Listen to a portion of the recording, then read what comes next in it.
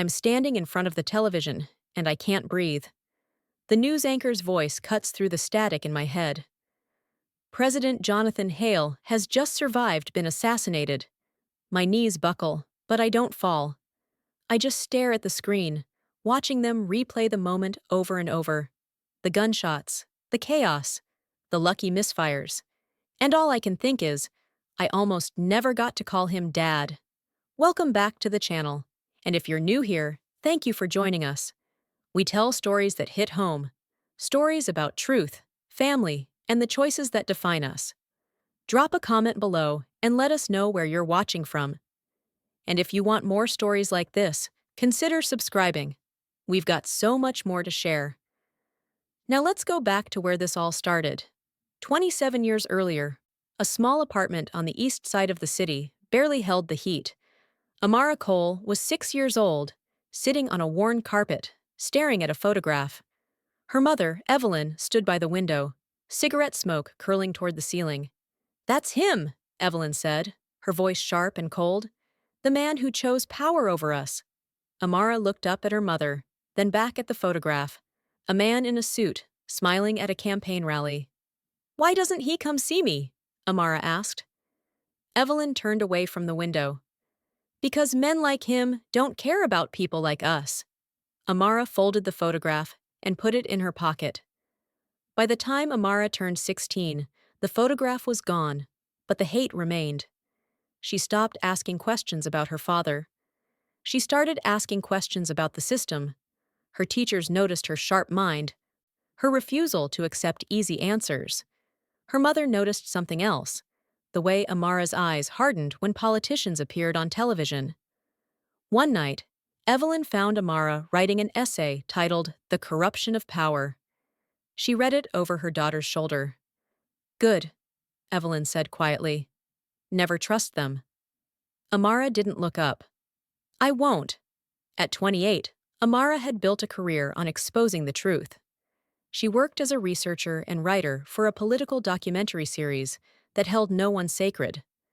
Her latest project was a deep dive into presidential overreach and abuse of power.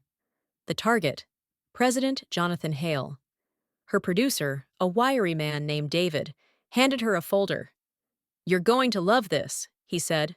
"We got access." Amara looked up sharply. "Access to what?" "An interview, inside the presidential palace. You, face to face with Hale himself." Amara's stomach twisted, but she kept her face neutral. "When?" "Next week." The presidential palace was everything Amara expected. Cold marble, armed guards, and the weight of power in every corner. She was led through security checkpoints, each one more invasive than the last. A man in a dark suit, Marcus Reed, she'd learn later, escorted her to a waiting room. "The president will see you shortly," he said. His eyes lingered on her face a moment too long. Amara noticed, but said nothing. She sat down, rehearsing her questions in her head. She would not be intimidated. She would not let him charm his way out of accountability. Then the door opened. President Jonathan Hale walked into the room, and time seemed to fracture. He stopped mid-step. His face went pale. For 3 seconds, neither of them moved. Amara stood, extending her hand. "Mr. President, Amara Cole." He stared at her like she was a ghost. Then he took her hand, his grip firm but trembling slightly. "Ms. Cole," he said, his voice rough. "It's an honor." Amara frowned. Something about the way he looked at her, like recognition, like grief, made her skin prickle. "Shall we begin?" she asked. He nodded slowly, still watching her. The interview lasted an hour, but every answer felt like a deflection. Amara pressed hard on corruption allegations, foreign policy failures, and broken campaign promises. The president answered with the practiced ease of a man who'd been doing this for decades. But twice he faltered. Once, when she mentioned growing up without a father. And once, when she said she didn't trust men who made promises they couldn't keep. His jaw tightened, and for a moment, his mask slipped. "Not all promises are broken by choice," he said quietly.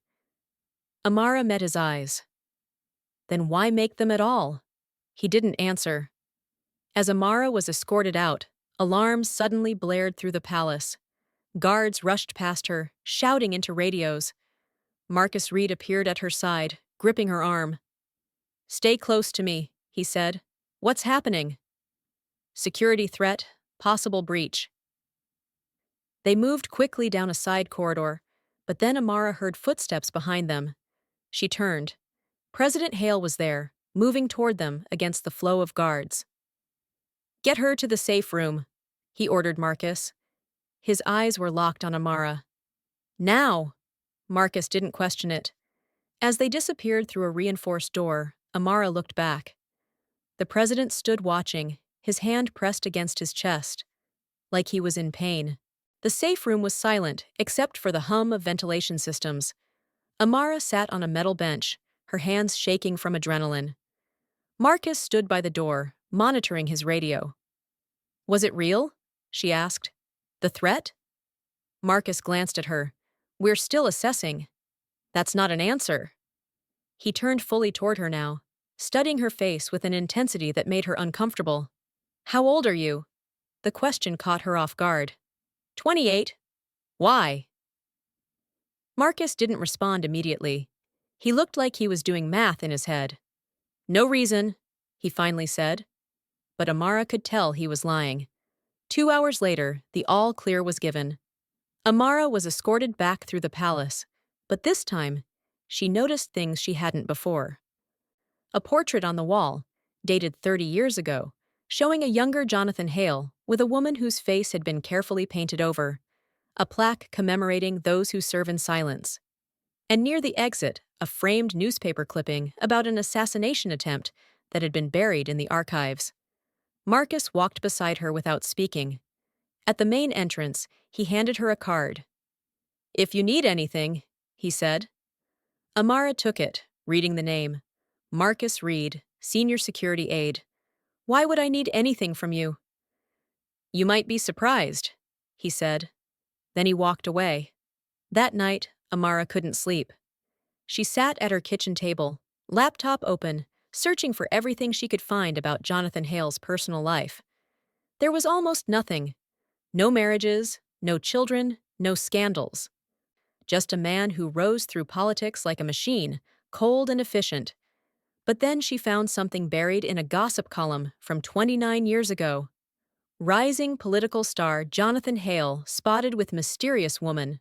Relationship status unclear.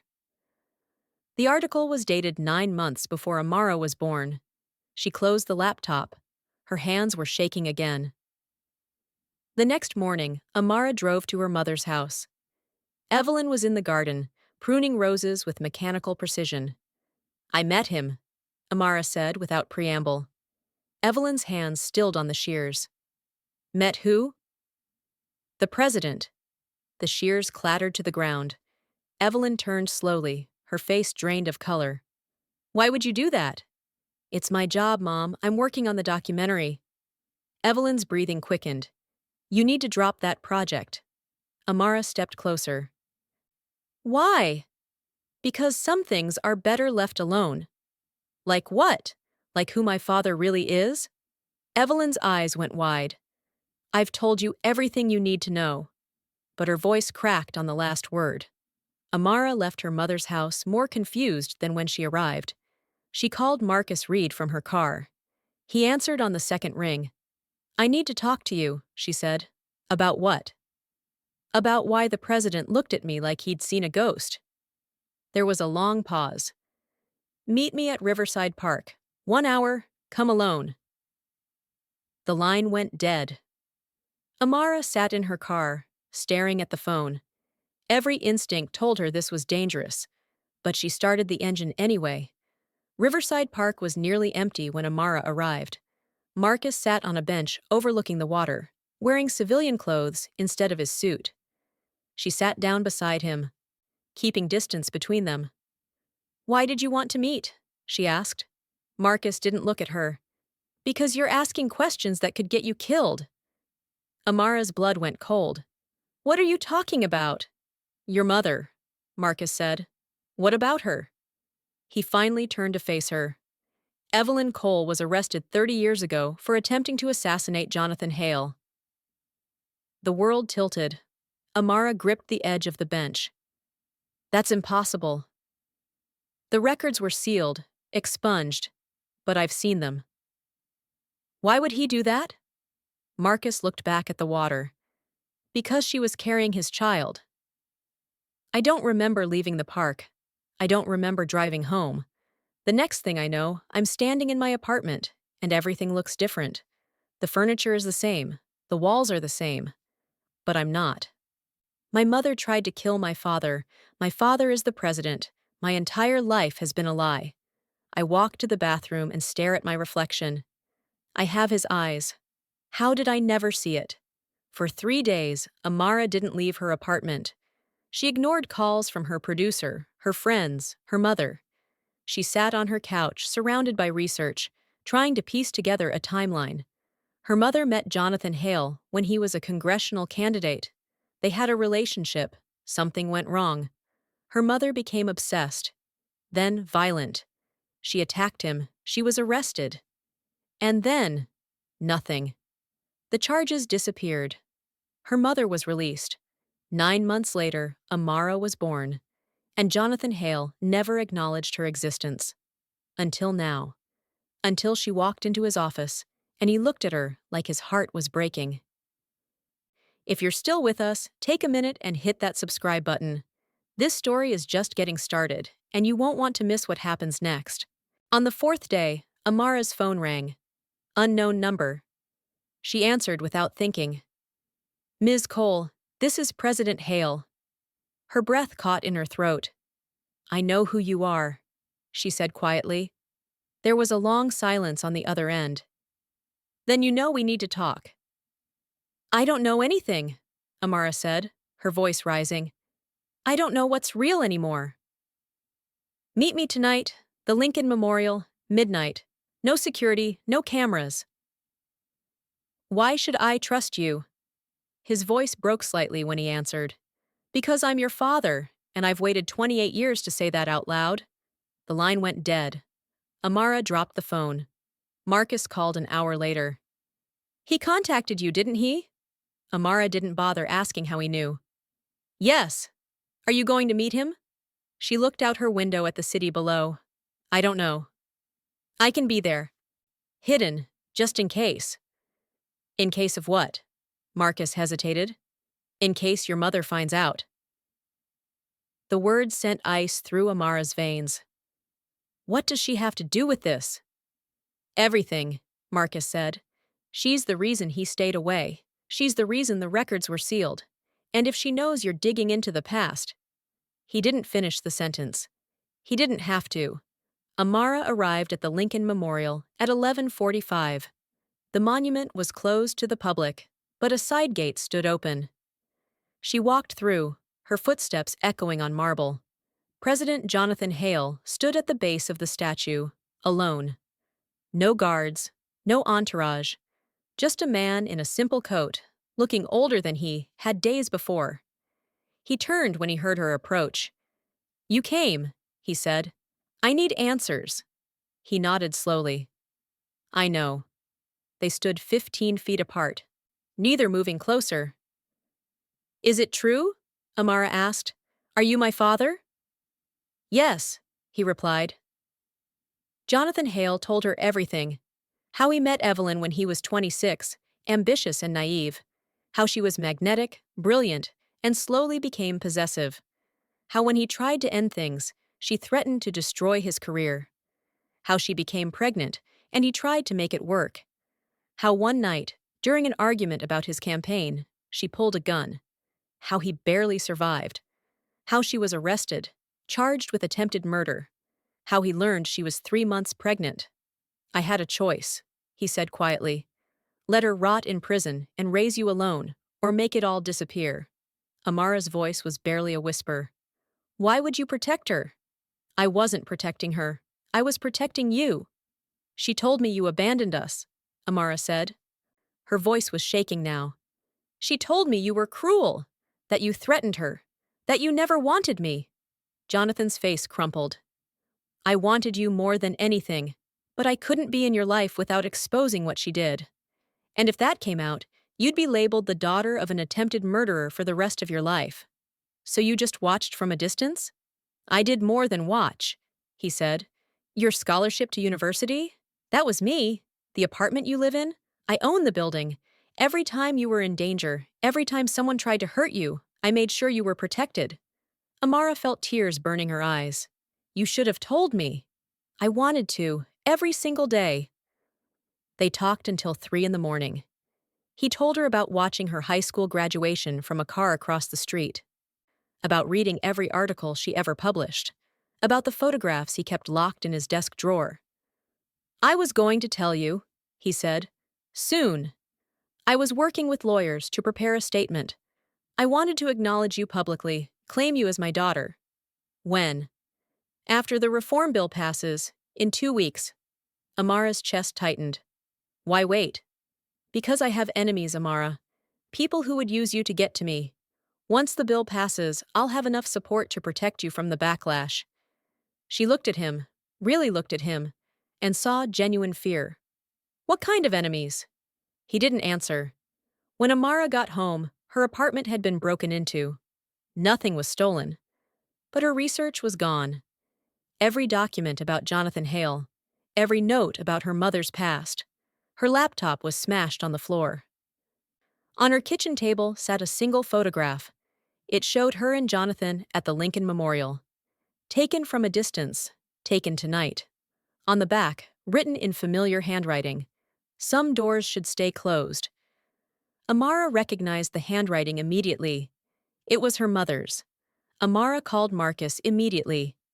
She knows, was all she said. Marcus was at her apartment within 20 minutes. He examined the scene with professional detachment, photographing everything. This is a warning, he said. From your mother. How did she even know I was there? Marcus picked up the photograph, studying it. The angle of this shot. It was taken from the east side of the memorial. There's only one access point from that direction. He looked at Amara. She's been following you, probably for days. Amara felt sick. What does she want? To keep you away from him, to keep her secret buried. Marcus set down the photograph. And she's willing to do whatever it takes. Take a minute and hit that subscribe button if you haven't already. This story is about to take a darker turn. Marcus insisted Amara couldn't stay in her apartment. He drove her to a secure location, a safe house on the outskirts of the city. It was a nondescript building, gray and unremarkable. Inside, it was sterile and cold. You'll be safe here, Marcus said, setting down her hastily packed bag. For how long? Until we figure out what your mother is planning. Amara sat on the edge of a narrow bed. I need to confront her. That's exactly what she wants. She's baiting you. I don't care. I need to hear it from her mouth. Marcus crouched in front of her, his expression serious. Your mother already tried to kill one person you love. Don't give her the chance to finish what she started. The words hit Amara like a physical blow. That night, Amara couldn't sleep. She sat at a small table, writing everything she knew. Timeline of events. Her mother's behavior patterns. Jonathan's decisions. The more she wrote, the clearer the picture became.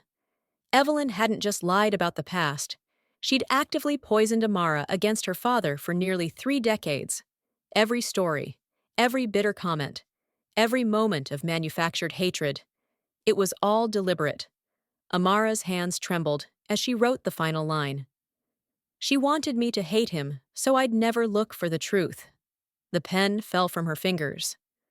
The next morning, Marcus brought news.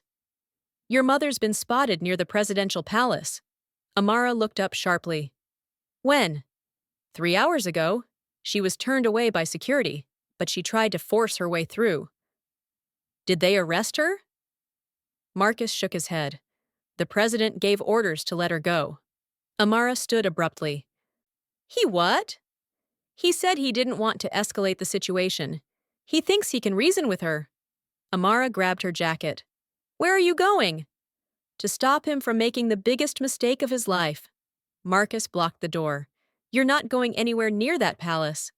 He's my father, Marcus. I'm not letting her hurt him again. Marcus finally agreed to take her, but only under strict conditions. They drove in silence, tension thick in the car. There's something you should know, Marcus said as they approached the city. What? I was the one who found the sealed records. 5 years ago, when I was assigned to the president's security detail. Amara turned to him. Why are you telling me this now? Because he asked me to find you, to make sure you were safe. I've been watching over you for years, Amara. Her stomach dropped. You've been spying on me? Protecting you, there's a difference. Is there? Marcus gripped the steering wheel tighter. Your father loves you. Everything he's done, every choice he made, was to keep you alive. They arrived at the presidential palace to find it in lockdown. Security personnel swarmed the grounds. Marcus showed his credentials, and they were rushed through checkpoints. What happened? Amara demanded. A senior officer pulled Marcus aside. Amara couldn't hear the conversation, but she saw Marcus's face go white. He turned to her slowly. Your mother got inside. How? She had a visitor's pass, dated from 30 years ago. Somehow, it still worked in the system. Amara's blood turned to ice. Where is she now? She's in the East Wing, with the president. Alone? Marcus didn't answer. He just started running. They burst into the East Wing corridor to find it eerily quiet. No guards, no staff, just empty hallways lined with portraits of past presidents. Marcus drew his weapon. Stay behind me, he whispered. They moved toward the private office. Through the door, Amara could hear voices. Her mother's, sharp and accusatory. Her father's, calm but strained. You can't keep her from me, Evelyn was saying. She's my daughter. She's our daughter, Jonathan replied, and she deserves to know the truth. The truth? Evelyn's voice rose. The truth is you destroyed my life. You tried to kill me, Evelyn. Because you were going to take everything from me. A sound like something breaking. Marcus kicked the door open. The office was in disarray, furniture overturned, papers scattered everywhere. Evelyn stood near the window, holding something in her hand. Jonathan was backed against his desk, a cut above his eyebrow bleeding. When Evelyn saw Amara, her face transformed. Baby, she said, her voice suddenly soft. I'm so glad you're here. I was trying to protect you from him.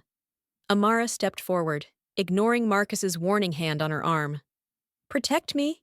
She said quietly. By lying to me my entire life? Evelyn's expression flickered. I never lied. I shielded you from a painful truth. The truth is, you tried to murder my father. Evelyn's mask finally cracked. He deserved it. What Evelyn held wasn't a weapon. It was a file. She threw it at Amara's feet. You want the truth? There it is. Every document, every sealed record, every piece of evidence that proves what kind of man your father really is. Amara picked up the file, her hands shaking. Inside were photographs, medical records, police reports, all from 30 years ago. But as she read, her confusion grew. These weren't documents proving Jonathan's guilt.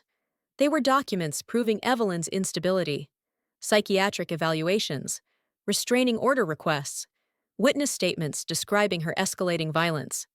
You kept these? Amara whispered. Evelyn's smile was cold. Insurance. In case he ever tried to come for you. But these prove you were dangerous. They prove I loved him too much. Jonathan spoke quietly from across the room. No, Evelyn. They prove you were sick, and I should have gotten you help instead of making everything disappear. Evelyn lunged forward, trying to grab the documents from Amara. Marcus moved instantly, intercepting her. She fought against him, screaming, Don't believe him! He's manipulating you just like he manipulated me! Jonathan stepped forward carefully. Evelyn, please. This doesn't have to end badly. Let me get you help. Help? Evelyn spat the word. You mean lock me away so you can play father to my daughter? Our daughter, Jonathan said firmly. Evelyn went still. Her eyes moved between Jonathan and Amara. Something shifted in her expression, calculation replacing rage. "You're right," she said quietly. "Our daughter." Then she smiled, which means she deserves to know everything. Marcus tightened his grip, but Evelyn wasn't trying to escape anymore. She was looking directly at Amara. "I didn't just try to kill him once," Evelyn said. Her voice was eerily calm now. "I tried 3 times. Jonathan's face went rigid. The first was the gun. You know about that. The second was a car accident 2 years later. I hired someone. It failed. And the third?" She looked at Amara. "The third was going to be at your college graduation." Amara felt the room tilt. "What?" "I was going to kill him in front of you, make you watch, so you'd finally understand what he took from us." "But you didn't," Amara whispered. Evelyn's eyes filled with tears. "Because when I saw you walk across that stage, I realized you'd never forgive me, and I couldn't lose you too." Jonathan's voice was hoarse. "You need help, Evelyn." Police arrived within minutes. Marcus must have triggered a silent alarm. They took Evelyn into custody, reading her rights as she laughed. "You think this changes anything?" she called to Amara as they led her away. "I'm still your mother. That bond can't be broken." Amara didn't respond. She couldn't. She stood frozen, watching her mother disappear down the corridor. Jonathan approached slowly, like she might shatter. "Amara?" "Don't," she said quietly. "I can't. I need a minute." He stopped, respecting the boundary. "I'll be here when you're ready." Amara walked to the window, staring out at the city lights. Behind her, she heard Jonathan speaking softly to Marcus, arranging protection, calling lawyers, being presidential. But all she could hear was her mother's laughter echoing in her head. 3 days passed before Amara spoke to Jonathan again. He gave her space, but Marcus kept her informed. Evelyn was being held for psychiatric evaluation. The media hadn't gotten wind of the story yet, but it was only a matter of time. On the 4th day, Amara went to the presidential palace. Jonathan met her in a private sitting room, not his office. Less formal, more human. "How are you?" he asked. Amara almost laughed. "I don't know how to answer that." "That's fair." They sat in silence for a moment. "I want to understand," Amara finally said. "Why you stayed away for so long, really?" Jonathan leaned forward, elbows on his knees. "Because I was afraid. Of her, yes. But mostly of you." "Afraid of me?" Amara asked. Jonathan nodded. "Afraid you'd hate me. Afraid you'd think I was a coward for not fighting harder to be in your life. Afraid that when you learned the truth, you'd see me as the man your mother painted me to be. And now? Now I know I was right to be afraid. Because you do hate me." Amara opened her mouth to deny it, but stopped. Did she hate him? She'd spent 28 years hating him. Could that disappear in a week? "I don't hate you," she said slowly, "but I don't know you either." "Then let me fix that," Jonathan said. "However long it takes." Amara studied his face, her face, the same eyes, the same stubborn set to the jaw. "I'll need time." "You have it, all of it." Over the following weeks, Amara met with her father regularly. Sometimes they talked for hours. Sometimes they just sat in silence. He told her about her grandmother, who died before Amara was born, about his early political career, his mistakes, his regrets. She told him about growing up, her struggles, her achievements. Slowly, painfully, they began building something that resembled a relationship. But the outside world was closing in. A journalist had gotten a tip about Evelyn's arrest. Questions were being asked. Connections were being made. "We need to go public," Jonathan's chief of staff said during a strategy meeting. "Control the narrative before someone else does." Jonathan looked at Amara. "It's your choice." Amara took a deep breath. "Let's tell the truth." The press conference was scheduled for the following Tuesday. Jonathan would announce publicly that Amara was his daughter. He would explain carefully the circumstances that kept them apart. Evelyn's name would be mentioned only as a private matter under legal review. The night before the conference, Amara couldn't sleep. She paced her apartment, her new apartment, in a secure building Marcus had found. Her phone rang at 2 in the morning. Unknown number. Against her better judgment, she answered. "Hello? It's me," Evelyn's voice said. Amara's blood ran cold. "How are you calling me? Does it matter? I needed to hear your voice."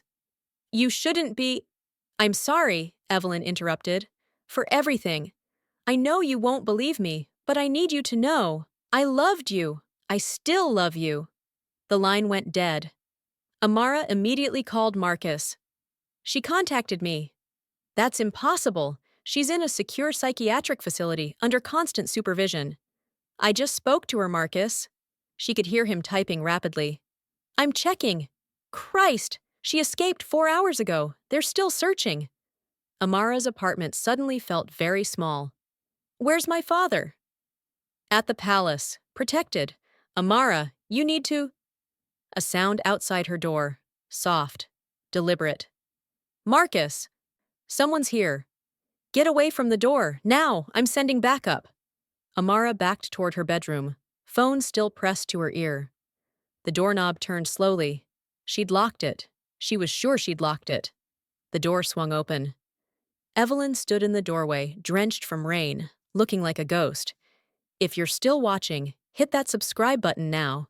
You need to see how this ends. "Don't scream," Evelyn said softly. "I'm not here to hurt you." Amara kept backing away, phone hidden behind her back, where Marcus could still hear. "Then why are you here?" "To say goodbye." Evelyn stepped inside, closing the door behind her. She looked thinner, older somehow. "They're going to lock me away forever, I know that. But before they do, I needed to see you one more time." "Mom! You need to turn yourself in." Evelyn smiled sadly. "I'm not your mom anymore, am I? He's taken that from me, too." "He didn't take anything. You threw it away." Evelyn flinched like she'd been slapped. "Maybe you're right." She reached into her coat pocket. Amara tensed. But what Evelyn pulled out wasn't a weapon. It was a photograph. The photograph showed a younger Evelyn, visibly pregnant, smiling at the camera. "That was taken a week before everything fell apart," Evelyn said. "I was happy then. Genuinely happy." She set it on the counter between them. "I want you to have it, so you know that once, even if just for a moment, I wasn't the monster I became." Amara stared at the photograph, at her mother's genuine smile, at the woman who didn't yet know what she'd become. "What happened to you?" Amara asked quietly. Evelyn's eyes filled with tears. "I don't know. I wish I did. It was like watching myself from outside my body, unable to stop." "That's what therapy is for. Medication. Help." "It's too late for help." Evelyn's voice changed, became harder. "But it's not too late for truth." "Tomorrow he's going to tell the world about you," Evelyn said. "He's going to play the hero. The father who sacrificed everything to protect his daughter." "Isn't that what happened?" "No. That's the story he's selling. But the real truth? He was ashamed of me, ashamed of us." Amara shook her head. "That's not true." "Isn't it? If he really loved you, why didn't he fight for custody? Why didn't he take you from me?" "Because you would have told everyone what happened. You would have destroyed his career." Evelyn smiled bitterly. "Exactly. He chose his career over you, just like I always said." "You're twisting everything." "Am I? Or am I the only one brave enough to say what everyone's thinking?" Behind Amara's back, she felt her phone vibrate. Marcus sending a message. 2 minutes out. "I need you to listen very carefully," Evelyn said. Her tone shifted again, becoming urgent. "There are things about your father you don't know. Things I've kept quiet about for years." "More lies?" "Documents, evidence, hidden in a safe deposit box at First National Bank, box 417. The key is taped under the sink in my old house." Amara's mind raced. Was this another manipulation? Or was Evelyn actually trying to warn her about something? What kind of documents? Proof that his hands aren't clean either. Proof that we both destroyed each other. Footsteps in the hallway outside. Heavy. Multiple people. Evelyn heard them too. "They're here," she said calmly. "Mom? Don't call me that. Not anymore." Evelyn walked to the window. "I do love you, Amara. That's the one truth I never lied about." The door burst open. Marcus came through first, weapon drawn, followed by 4 officers. "Evelyn Cole, you're under arrest." Evelyn didn't resist. She held out her wrists calmly. As they cuffed her, she looked at Amara one last time. "Check the box," she mouthed silently. Then they led her away. Marcus holstered his weapon and turned to Amara. "Are you hurt?" "No, I'm fine." But she wasn't fine. Her mind was spinning with Evelyn's words. Documents. Evidence. Box 417. "What did she say to you?" Marcus asked. Amara hesitated. Should she tell him? Should she tell Jonathan? Or should she find out for herself what her mother was talking about? "Nothing important," she lied. "Just goodbye." The next morning, Amara stood in front of First National Bank. She'd retrieved the key from her mother's house at dawn. Marcus thought she was at the palace preparing for the press conference. Jonathan thought she was resting. No one knew she was here. Inside the bank, she presented the key and signed the required forms. A clerk led her to a private room and brought the box. "Take your time," the clerk said, closing the door. Amara sat alone, staring at the metal box. Whatever was inside could change everything. Or it could be nothing, another one of her mother's games. She inserted the key, turned it, opened the lid. Inside were 3 items: a flash drive, a sealed envelope, and a handwritten note. The note read, "For when you're ready to see him clearly." Amara plugged the flash drive into her laptop in a coffee shop 3 blocks from the bank.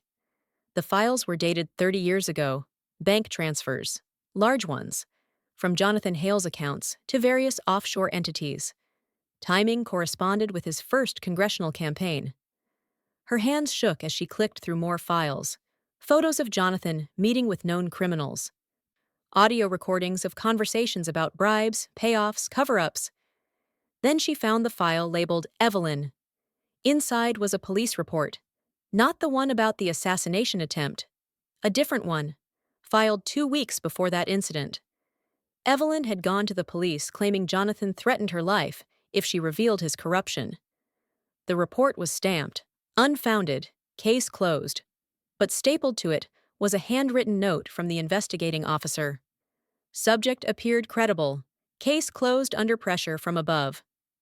Amara opened the sealed envelope with trembling fingers. Inside was a letter, written in Evelyn's handwriting, dated just days ago. "My dearest Amara, if you're reading this, I've already told you where to find these documents. I've debated for years whether to show you the truth about your father. I convinced myself that hating him was enough. But you deserve to know that we were both guilty.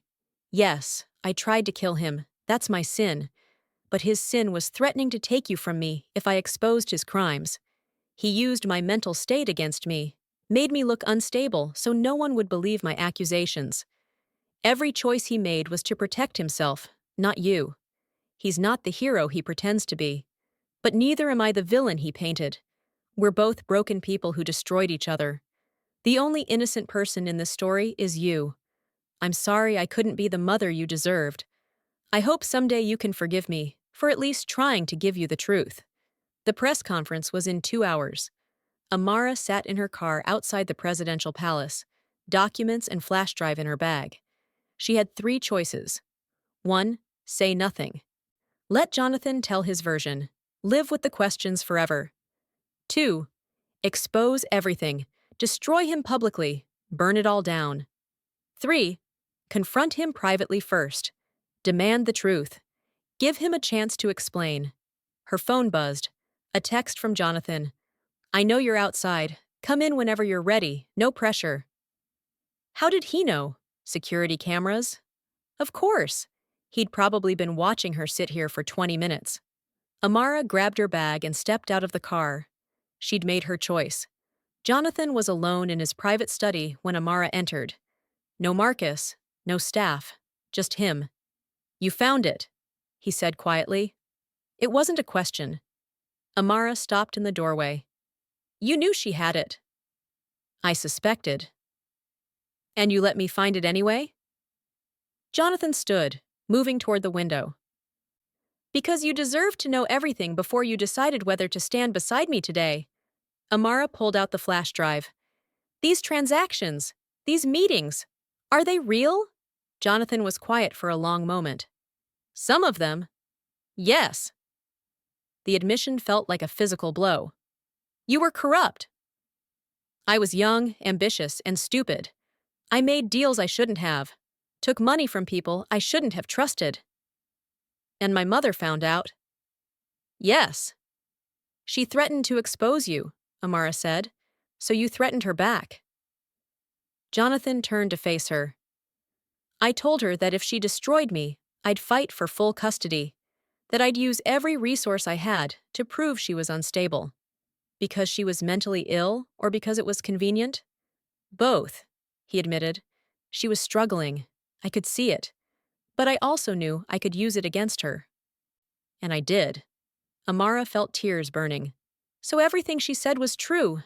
You did choose your career." "In that moment? Yes, I chose wrong." He stepped toward her. "But here's what those documents don't show.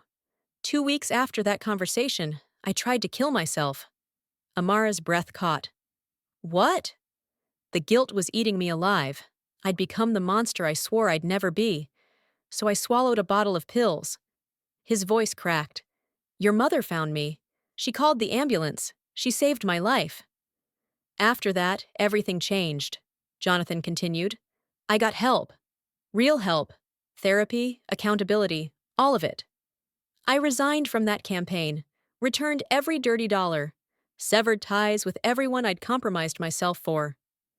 It took me 3 years to rebuild a career on legitimate grounds."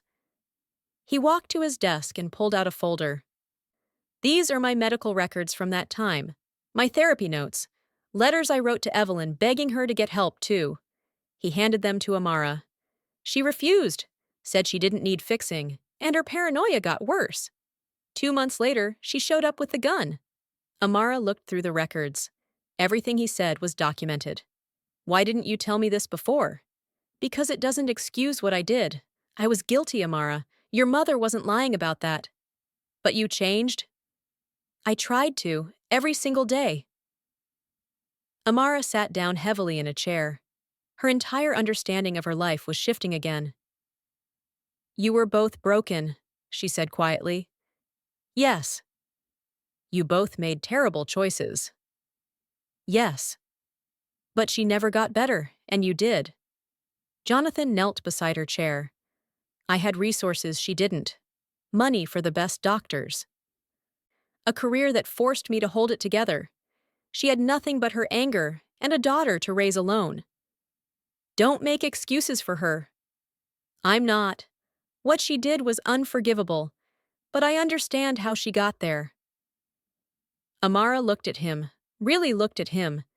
She saw the guilt he carried, the weight of decades of regret. "The press conference is in an hour," she said. "I know." "What are you going to tell them?" Jonathan stood. "The truth, all of it. My corruption, my failures, how I nearly destroyed 2 lives. That'll end your presidency." "Probably." "And you're willing to do that?" He met her eyes. "For you?" "Yes." Amara stood, pacing the room. "What if we don't tell them everything?" Jonathan frowned. "What do you mean?" "The corruption was 30 years ago. You've been clean since. Does the public need to know about deals you made when you were 26? "Amara, I won't start our relationship with more lies." "It's not a lie, it's context. You made mistakes. You fixed them. That's the story." She turned to him. "We tell them about Mom's mental illness, about the threats on both sides, about how you stayed away to protect me from the scandal. But we leave out the corruption? We leave out the details that aren't relevant anymore." Jonathan shook his head. "That's not honest." Neither is letting your enemies use 30-year-old mistakes to destroy the good you've done since. They stared at each other. Two people trying to figure out how to be honest in a world that punishes honesty. I can't ask you to compromise your integrity for me, Jonathan finally said. You're not asking. I'm offering. Amara sat on the edge of his desk. You've spent 30 years trying to be better than you were. That counts for something. Does it? To me, it does. Jonathan studied his daughter's face. When did you become wiser than me? Probably around the time I found out my entire childhood was a lie. Despite everything, they both smiled slightly. So what do we say? Jonathan asked. Amara took a breath. We tell them I'm your daughter. We tell them my mother struggled with mental illness and made threats that forced you apart. We tell them you've tried to protect me from afar. And we tell them that starting today, we're trying to build a relationship. Just that? Just that? Jonathan nodded slowly. Okay. Okay? Let's do it your way. The press room was packed. Cameras everywhere. Journalists shoulder to shoulder. Amara stood backstage, breathing deeply. Marcus approached. You don't have to do this. Yes, I do. Your mother is being transferred to a maximum security psychiatric facility tomorrow. She's going to see this press conference. It might— I know, Amara interrupted. I'm not doing this to hurt her. I'm doing it because it's time to stop hiding. Jonathan appeared, already dressed for the cameras. Ready? Amara straightened her jacket. No, but let's go anyway. They walked toward the stage together, father and daughter, about to step into the light. The conference room fell silent as President Jonathan Hale took the podium. Amara stood slightly behind him, visible but not central. Thank you all for coming, Jonathan began. Today, I'm here to share something deeply personal. Cameras flashed. 29 years ago, I was involved in a relationship that resulted in the birth of a daughter. Gasps rippled through the crowd. For complex reasons involving threats, instability, and my own failures as a young man, I made the choice to distance myself from her life. His voice steadied. That daughter is here with me today. Her name is Amara Cole, and I'm honored to finally acknowledge her publicly as my child. Amara stepped forward, standing beside him. The room exploded with questions, but Jonathan raised his hand. We'll take questions, but first, I want Amara to speak. Amara's hands shook as she gripped the podium. I grew up believing my father abandoned me, she said. Her voice was clear despite her nerves. I spent most of my life angry at a man I'd never met. The truth I've learned is more complicated than I was told. She glanced at Jonathan. My mother struggled with severe mental illness. It manifested in threats, violence, and paranoia that endangered everyone around her. My father made the choice to step back, believing it would keep me safe from the chaos. Was it the right choice? I don't know. Maybe there was no right choice. She faced the cameras directly. What I do know is that secrets and lies have caused enough damage, so we're here today choosing truth and transparency, despite the cost. My name is Amara Cole. Jonathan Hale is my father, and we're going to figure out what that means together. The questions came rapid fire. Where is your mother now? In psychiatric care, Amara answered. Will there be charges? That's for the courts to decide, Jonathan said. Why reveal this now? Because the time for hiding is over, Amara replied. Mr. President, did you financially support Ms. Cole? Yes, anonymously, through educational scholarships and other means. Were you aware of this? A reporter asked Amara. Not until recently. How do you feel about it? Amara paused. Grateful, angry, confused, all of it. The honesty seemed to disarm the room. What happens next? Someone called out.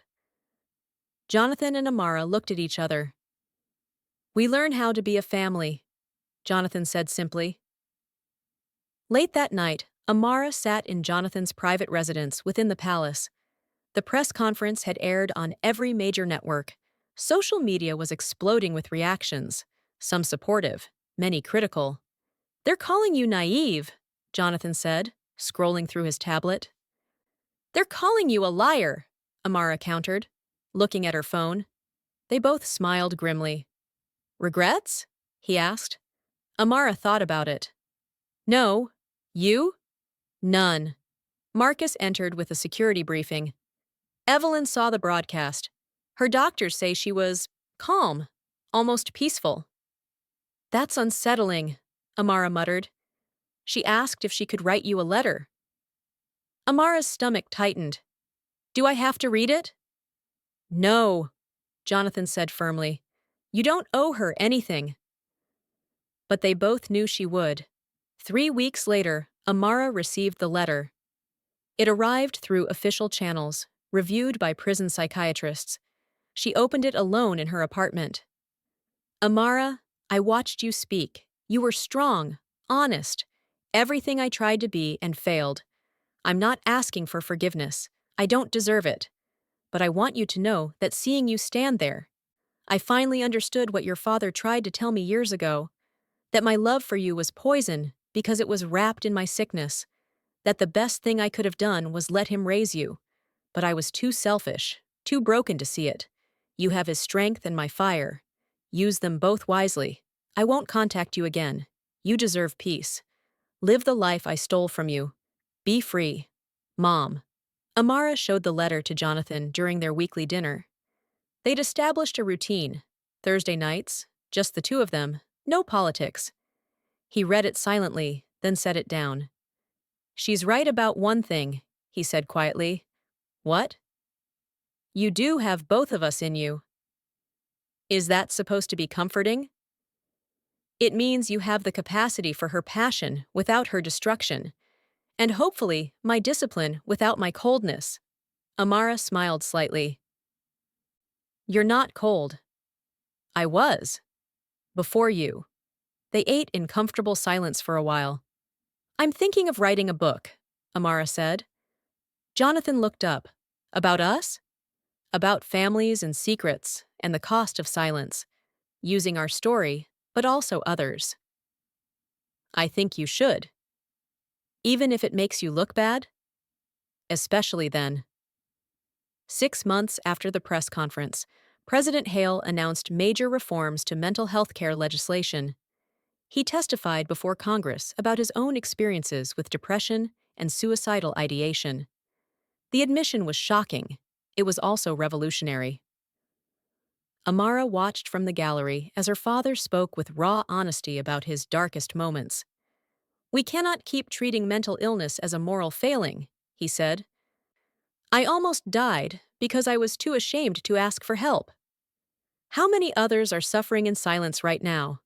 The legislation passed with bipartisan support. It was named the Second Chances Act. Afterward, reporters asked Jonathan if the name had special meaning. "Everyone deserves a second chance," he said, looking directly at the camera, at Amara. "Sometimes that's all that stands between tragedy and redemption." A year after everything changed, Amara stood at her father's side at a different kind of press conference. This time, she wasn't there as his daughter. She was there as a newly appointed advisor on mental health policy. "Ms. Cole brings unique perspective to this role," Jonathan said. "She's lived both sides of the mental health crisis, as a family member and as someone navigating its aftermath." Amara addressed the room. "My mother is still in treatment. She may never be well enough to leave. But the facility she's in now has resources she never had access to before. That's what the Second Chances Act provides. Resources. Hope. The possibility of recovery. Not everyone will recover, but everyone deserves the chance to try." Later, a reporter asked if she'd forgiven her mother. "I'm working on it," Amara said honestly. "Some days are easier than others."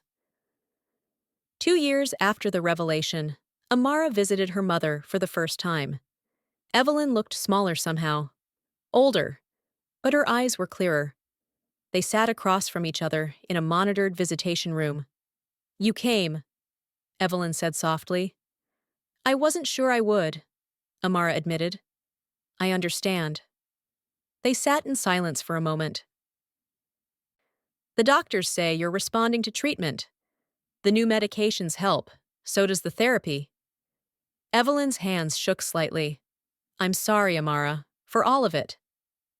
I know. Can you ever forgive me? Amara considered the question honestly. I don't know yet, but I'm trying to understand you. Maybe that's a start. Evelyn's eyes filled with tears. That's more than I deserve. Probably, but it's what I can give right now. That evening, Amara met Jonathan for dinner. How was it? He asked. Hard, sad, necessary. Will you see her again? Eventually, when I'm ready.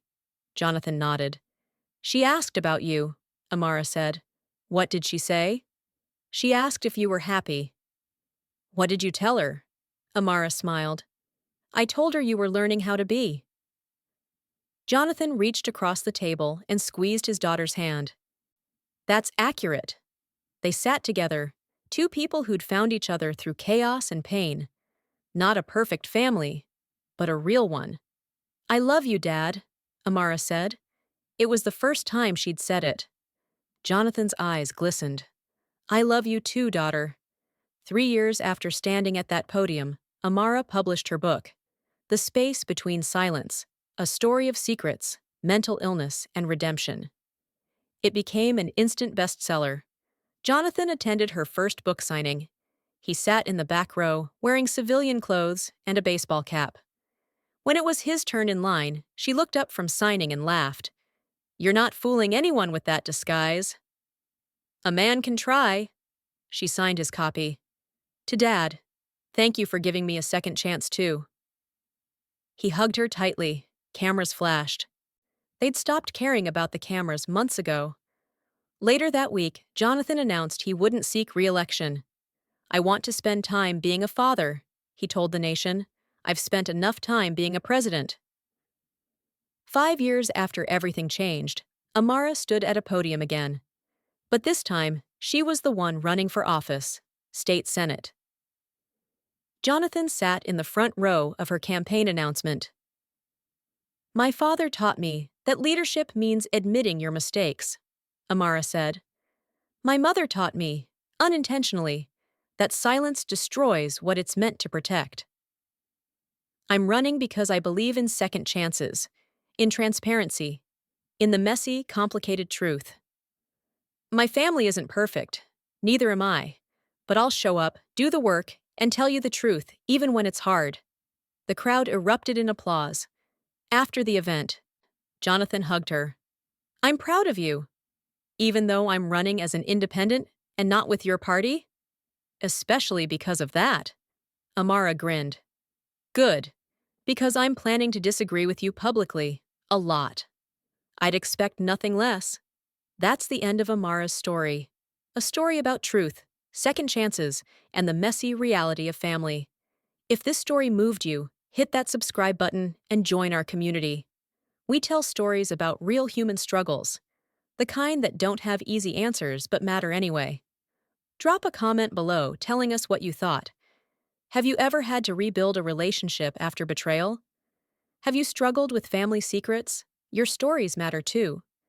Like this video, share it with someone who needs to hear it, and stay connected.